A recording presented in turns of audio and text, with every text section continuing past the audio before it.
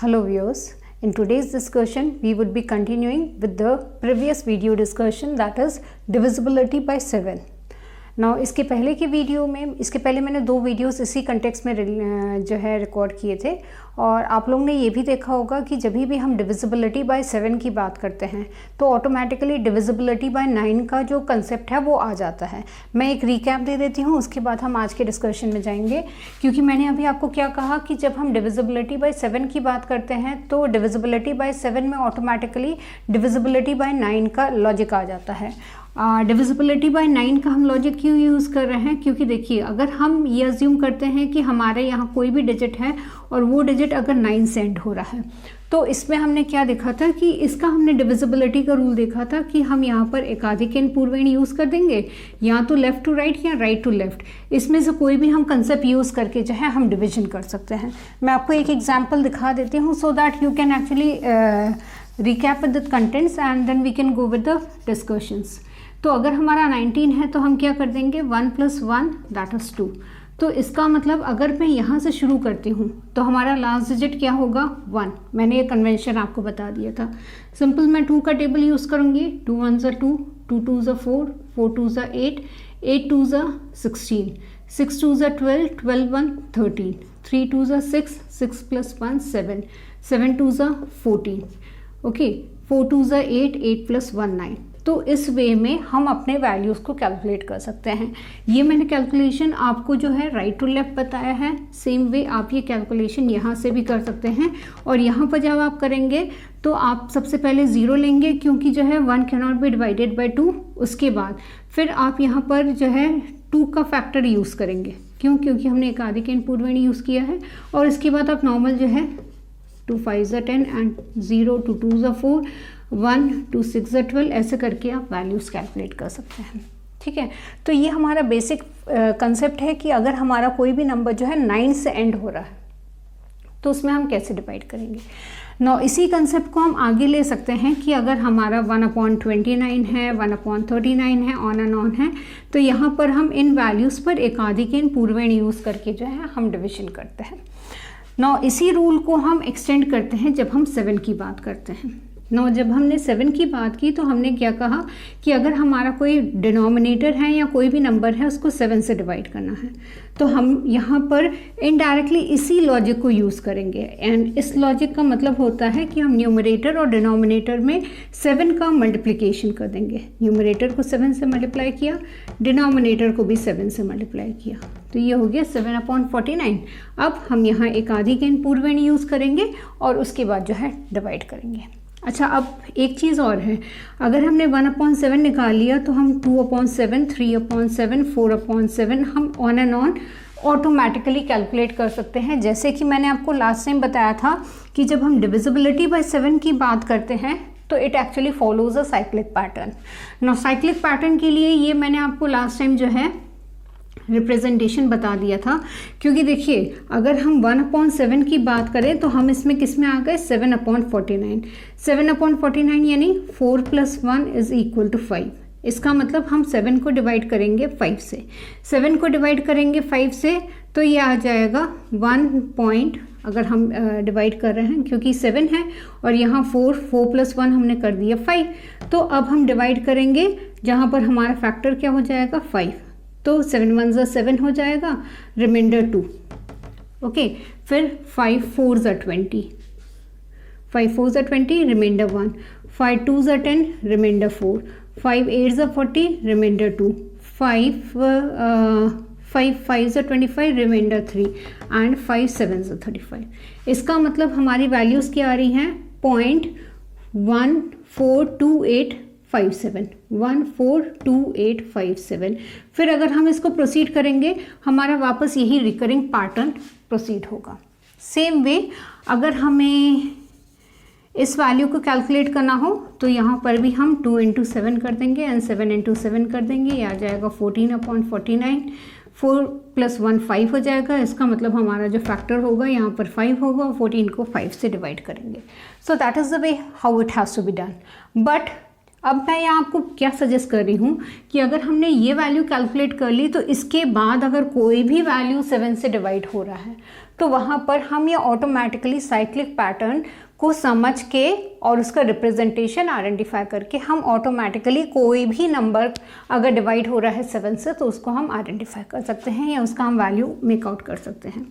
Now what it actually tells, अगर हम कभी भी 7 से डिवाइड कर रहे हैं तो हमारा पैटर्न क्या है 1 4 2 8 5 7। नाउ अगर हम 1/7 की बात कर रहे हैं तो हमारा यहाँ रिमाइंडर क्या है, रिमाइंडर इज़ 1। सेम वे अगर 2/7 है तो उस केस में हमारा रिमाइंडर क्या है 2 है। 3/7 सो रिमाइंडर इज़ 3। नाउ इस रिमाइंडर का एक्चुअली रेलेवेंस क्या है और इसको हम अगर इस साइक्लिक पैटर्न में बात कर रहे हैं तो उसका क्या रेलेवेंस है।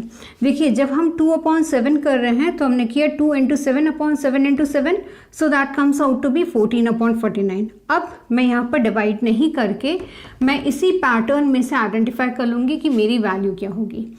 इसके लिए मैंने क्या किया है, इस नंबर को असेंडिंग ऑर्डर में सेट कर दिया।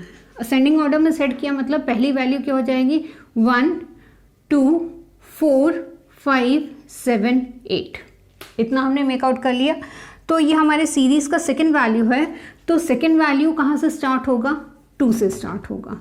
क्लॉकवाइज पैटर्न में ही हमारा सीरीज़ चलेगा तो ये आ जाएगा 0.28571 मैंने क्या लिखा है 28571 सेम वे अगर 3/7 है तो हमारा असेंडिंग ऑर्डर में थर्ड नंबर पहला 1 हो गया, फिर 2 हो गया, फिर 4 है 5 है 7 है एट 8 है।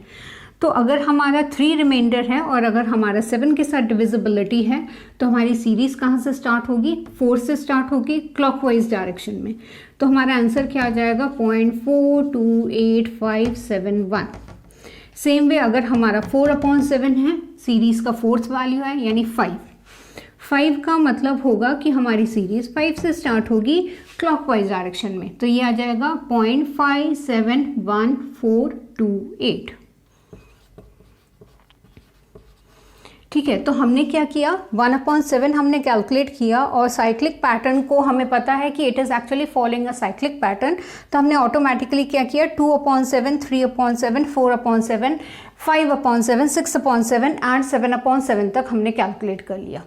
Now we will be looking up into कि अगर हमने 6/7 तक किया और 7/7 तक किया तो जब हम कर रहे हैं 7/7 तो 7/7 क्या आ जाएगा 1 आ जाएगा। नाउ अगर इसके बियॉन्ड जाके अगर हमें कैलकुलेट करना है, बियॉन्ड का मतलब है 8/7। ठीक है, अगर हम 8/7 की बात करते हैं तो नॉर्मल इसको आप डिवाइड करिए 7 1 ज़ा 7 ये हमारा क्वोशंट है और रिमाइंडर क्या बचेगा 1। नाउ अगर रिमाइंडर 1 बचेगा तो मैंने यहाँ पर इसके कॉम्बिनेशन में ब्लू कलर से इसके रिमाइंडर्स का कॉम्बिनेशन लिखा।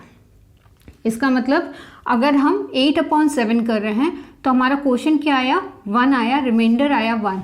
अगर रिमाइंडर 1 आया तो हमारी सीरीज़ कहाँ से स्टार्ट होगी 1 से स्टार्ट होगी। तो इसका मतलब यहाँ पर क्वोशंट की वैल्यू आ जाएगी 1.14287।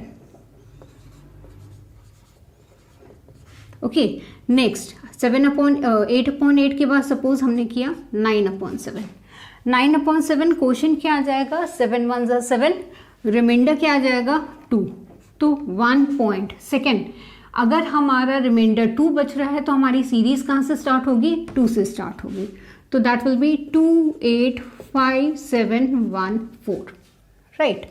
अब अगर है हमारा 10/7 तो क्वोशंट 1 हो गया, रिमाइंडर क्या हो गया 3 मतलब हम अपने इसमें आइडेंटिफाई कर लेंगे कि 3 कहाँ है। This is the third value. So यहाँ आ जाएगा 1.428571 बस। तो 42851। नेक्स्ट 11/4 तो क्वोशंट हो गया हमारा 7 है तो क्वोशंट हो गया 1, रिमाइंडर हो गया 4। रिमाइंडर 4 हो गया तो हमारा यहाँ से स्टार्ट होगा तो 0.571428। ठीक है, इसका मतलब हम क्या करेंगे, हम पहले साइक्लिक पैटर्न जनरेट कर लेंगे या बना लेंगे। अब ये साइक्लिक पैटर्न कहाँ से हमें मिलेगा, अगर हम 1/7 को डिवाइड करेंगे, जिसमें हम एंडिंग विथ 9 का जो रूल यूज़ करके हम पहले ही साइक्लिक पैटर्न मेकआउट करेंगे। फिर हम क्या करेंगे, हम इन नंबर्स को असेंडिंग ऑर्डर में लिख लेंगे। असेंडिंग ऑर्डर से हमें पता चलेगा कि हमेशा जब भी रिमाइंडर बच रहा है तो उस रिमाइंडर के कॉम्बिनेशन में हमें कैसे प्रोसीड करना है। रिमाइंडर बनाने के लिए हम पहले क्या करेंगे, सबसे पहले इसको असेंडिंग ऑर्डर में करेगा। असेंडिंग ऑर्डर में पहला नंबर ये है तो this goes with 1, this is the next value, this goes with 2। इसके बाद हमारा असेंडिंग ऑर्डर में this is the third number, this is the fourth number, this is the fifth number and this is the sixth number. Okay, so depending upon ये जो values हैं वो हमारे later on reminder बन जाएंगी और ये रिमाइंडर के पैटर्न से हम क्या कर सकते हैं, डेसिमल के बाद की जो वैल्यूज़ हैं उनको आइडेंटिफाई कर सकते हैं।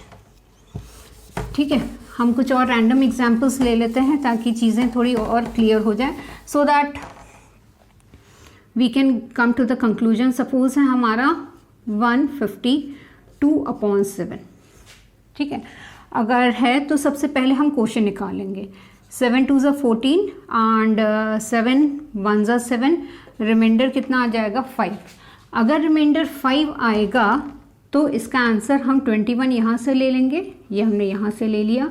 और अगर 5 रिमाइंडर है तो हमारी सीरीज़ कहाँ से चलेगी, 7 1 4 2 8 5, ठीक है, 7 1 4 2 8 5। सेम वे अगर हमने लिया 69/7, 7 9 ज़ा 63, रिमाइंडर कितना बच जाएगा 6। इसका मतलब ये मैं 9 एज इट इज़ उठा लूँगी। 6 के लिए मैं क्या करूँगी, दिस इज 6 मतलब हमारी सीरीज़ कहाँ से स्टार्ट होगी, 8 5 7 1 4 2। तो इसका मतलब हमें सिंपली अगर कोई भी नंबर को डिवाइड करना है 7 से तो हम सबसे पहले ये साइक्लिक पैटर्न लिख लेंगे। साइक्लिक पैटर्न के ही वैल्यूज़ को हम असेंडिंग ऑर्डर या इंक्रीजिंग ऑर्डर में उसकी वैल्यूज़ हम साइड में लिख लेंगे। उससे हमें असिस्टेंस मिलेगा कि जो हमारे रिमाइंडर की वैल्यू होगी उस रिमाइंडर की वैल्यू को हम मैप करके आइडेंटिफाई कर सकते हैं कि सर्कल के किस वैल्यू से हमारा जो डेसिमल के बाद वाला जो वैल्यू है that will be going on. Suppose इसके बाद हम एक और एग्जाम्पल लास्ट ले लेते हैं 100/7। तो 7 1 ज़ा 7, 7 4 ज़ा 28, रिमाइंडर क्या बचा 2। तो ये 14 तो हमारा एज इट इज़ आ जाएगा। 2/7 करेंगे, 2 मतलब this has to start with this, तो हमारा वैल्यू क्या आ जाएगा 0.28571 ठीक है। तो इस डिस्कशन से हमने बहुत सी चीज़ें कंक्लूड की। पहला कंक्लूजन ये था कि जब भी हम 1/7 यानी डिविजिबिलिटी बाय 7 की बात करते हैं तो we are indirectly using the rule of divisibility by the number ending with 9। Second thing, further जब हम डिविजिबिलिटी बाय 7 की बात करते हैं तो हमने ये भी देखा है कि it follows a cyclic pattern. Next thing, जब ये साइक्लिक पैटर्न फॉलो करता है तो इसमें हमारे पास ये भी फिजिबिलिटी है that we can proceed with the calculation either from left to right और फ्रॉम राइट टू लेफ्ट। ये मैंने लास्ट डिस्कशन में आपको बताया था कि हम कैसे लेफ़्ट टू राइट प्रोसीड कर सकते हैं या कैसे राइट टू लेफ़्ट प्रोसीड कर सकते हैं। देखिए, अगर हम लेफ़्ट टू राइट यानी ऐसे अगर हम प्रोसीड कर रहे हैं, इसका मतलब हम एक आदि के पूर्वेण की वैल्यू लेंगे और हम अपनी वैल्यू को डिवाइड करते जाएंगे। और अगर हम राइट टू लेफ़्ट की बात कर रहे हैं तो हमारा जो ऊपर की वैल्यू है यानी ये जो 1 बच रहा है उससे हमारा लास्ट वैल्यू स्टार्ट होगा और उसके बाद हम एक आदि के पूर्वेण लेके हम नंबर को मल्टीप्लाई कर सकते हैं और उसके बाद हम राइट टू लेफ़्ट प्रोसीड करते हैं। फर्दर हम ये भी आइडेंटिफाई करते हैं कि अगर हमारे पास 1/7 की वैल्यू अवेलेबल है जो कि ये साइक्लिक पैटर्न है तो इससे हम बाकी वैल्यूज़ यानी रिमेनिंग वैल्यूज़ जहाँ पर कि हमें डिवाइड करना हो बाय 7 से एनी वैल्यू उस वैल्यू को हम ऑटोमेटिकली ये साइक्लिक पैटर्न से जो है आइडेंटिफाई कर सकते हैं, कैलकुलेट कर सकते हैं और जनरेट कर सकते हैं। सो डिपेंड किसके ऊपर कर रहा है कि हमारी कोशेंट की वैल्यू क्या है। कोशेंट की value as it is copy हो जाएगी, जो बाकी ये डेसिमल के बाद की जो वैल्यू है वो हमें ये साइक्लिक पैटर्न से मिल जाएगा। Okay, so that was all about today's discussion, जहाँ पर हमने ये देखा था कि अगर हमें डिविजिबिलिटी बाय 7 की बात करनी हो तो वो हम कैसे कर सकते हैं और उसमें क्या सिमिलैरिटी रहती है and what is the pattern that it typically follows. Okay, so that was all about today's discussion. Thanks a lot.